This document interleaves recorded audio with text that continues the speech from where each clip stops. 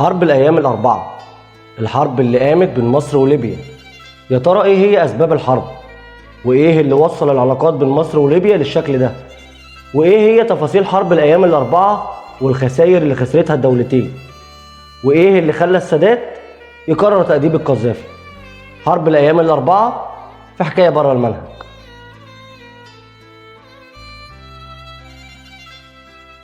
بعد حرب أكتوبر ما كانتش العلاقات بين مصر وليبيا في أحسن حالاتها، وده لأن القذافي حس بالخيانة عشان السادات ما بلغوش بميعاد الحرب، ده غير رفض القذافي لمباحثات السلام مع إسرائيل وتدخله بشكل غريب في شؤون مصر الداخلية، وده اللي أدى لحدوث أزمة سياسية بين مصر وليبيا عشان تتطور الأزمة وتوصل لحد الاشتباك بين الطرفين. بس قبل ما ندخل في تفاصيل الحرب واللي استمرت لمدة 4 أيام، لازم نعرف العلاقة بين القذافي والسادات قبل حرب 73 وإيه أسباب توتر العلاقات. ولو رجعنا بالأحداث قبل الحرب هنلاقي إن القذافي كان ليه دور كبير في التعاون مع السادات، لدرجة إن القذافي اتعاقد مع فرنسا على طائرات ميراج لحساب مصر، وعمل جوازات سفر ليبيا للطيارين المصريين عشان يسافروا فرنسا يتدربوا على الطيارات الميراج. ده غير إنه جاب لمصر دبابات تي 32 وبعت سربين من الطيارات الميراج ولواء مدرع لمساعدة مصر في هزيمة إسرائيل في 73. ومش بس كده، القذافي كان مخلي ليبيا عبارة عن عمق استراتيجي للجيش المصري، يعني كانت المطارات والطيارات والسلاح الليبي تحت أمر الجيش المصري. وده الدور اللي عمرنا ما هننساه كمصريين، من شهامة وجدعنة إخواتنا الليبيين والعرب اللي كانوا في ظهر مصر في 73. وده اللي السادات نفسه كان فاكره للقذافي. فبرغم تدخل القذافي في الشأن المصري أكتر من مرة بعد حرب أكتوبر، إلا إن السادات سنة 74 كان عامل احتفال لتكريم أبطال حرب أكتوبر، وبعت السادات دعوة للقذافي عشان يحضر التكريم. ولما القذافي طلب إن السادات يبعت دعوة لرؤساء الدول الأفريقية اللي وقفت مع مصر وأعلنت قطع العلاقات مع إسرائيل، السادات رحب بطلبه ونفذه.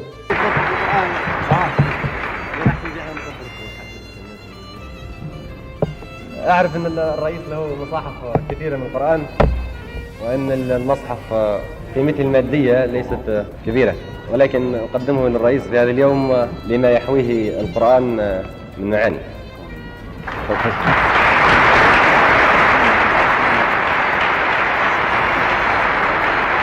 طبعا حضرتك بتسأل نفسك دلوقتي وبتقول فين المشكلة وإيه اللي وصل الأمور للحرب؟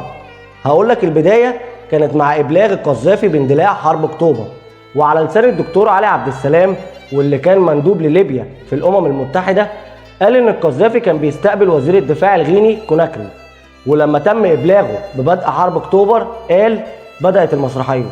ده غير إن القذافي كان معارض لقبول مصر قرار وقف إطلاق النار ومباحثات الكيلو 101.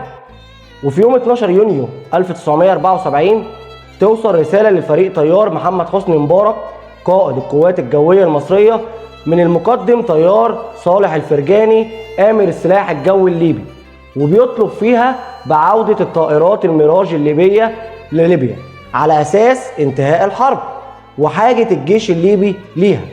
وكان رد الفريق مبارك بأن الطيارات الليبية مكلفة بمهام قتالية ولا يمكن عودتها لليبيا إلا بناء على أمر من القيادة السياسية.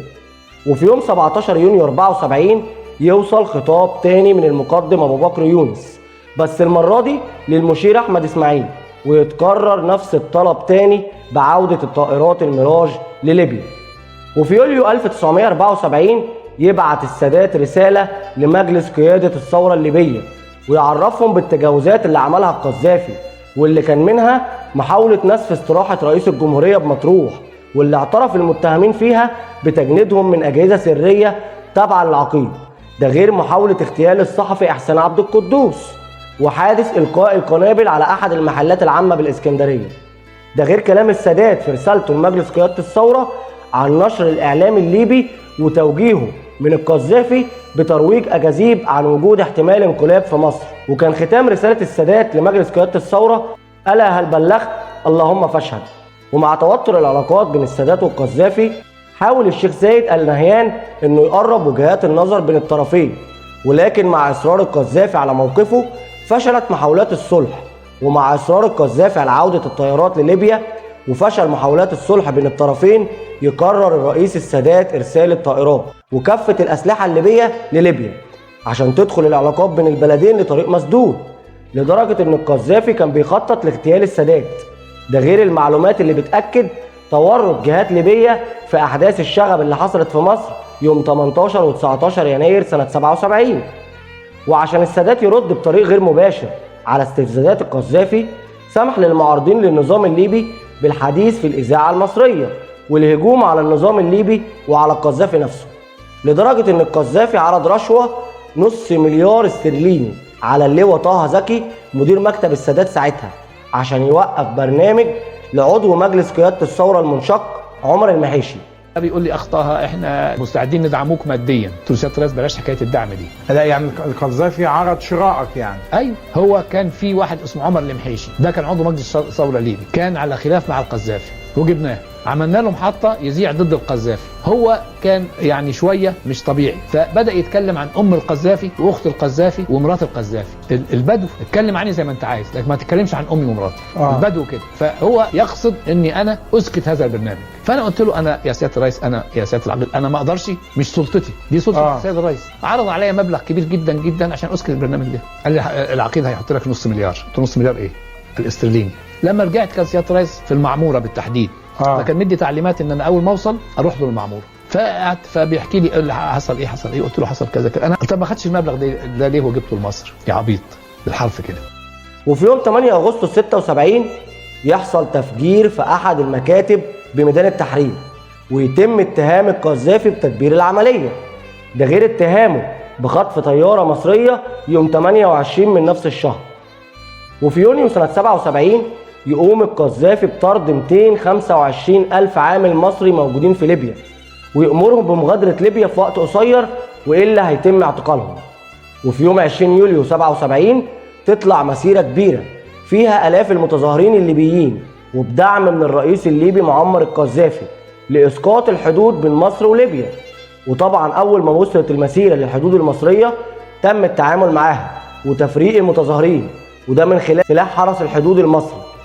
وفي يوم 21 يونيو 1977 تقوم الحرب رسميا، وده لما يقوم القذافي بضرب السلوم بالمدفعية، فتقوم القوات الجوية المصرية ترد على الهجوم بتدمير قواعد عسكرية ليبية على الحدود بأسراب من طائرات سخوي 20 وميج 21، ده غير هجوم الطيران المصري على قاعدة جمال عبد الناصر بالقرب من بنغازي. وتتحرك فرقتين من الجيش الثالث الميداني لاحتلال مدينة مساعد الليبية. ومع انتهاء اليوم الأول للحرب يعلن المتحدث العسكري للجيش المصري إن ليبيا خسرت طيارتين و40 دبابة. وفي اليوم الثاني للحرب تقوم الطيارات المصرية بالهجوم على القواعد الجوية الليبية بجنوب طبرق، وتنجح الدفاعات الجوية الليبية من طراز سام 7 في إسقاط طائرة مصرية من طراز ميج 21. وفي نفس اليوم تهاجم الطائرات المصرية المواقع العسكرية الليبية بواحد كفرة، ده غير الإنزال اللي عملته قوات المظلات المصرية خلف الحدود الليبية. ومع بداية اليوم الثالث للحرب تهاجم الطائرات المصرية قاعدة جمال عبد الناصر الجوية بجنوب طبرق، وأثناء الهجوم بيتم استدعاء الطيارات الليبية لطبرق عشان تحصل معركة جوية عنيفة بين سلاح الجو المصري وسلاح الجو الليبي.